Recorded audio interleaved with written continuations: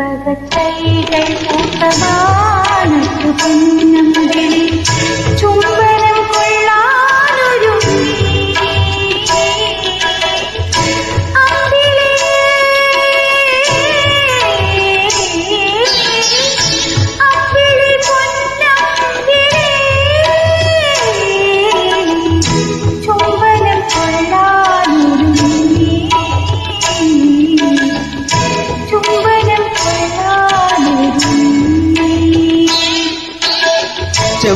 ചെമ്പകത്തൈകൾ പൂത്ത മാനത്തു പൊന്നമ്പിളി ചുംബനം കൊള്ളാനൊരുങ്ങി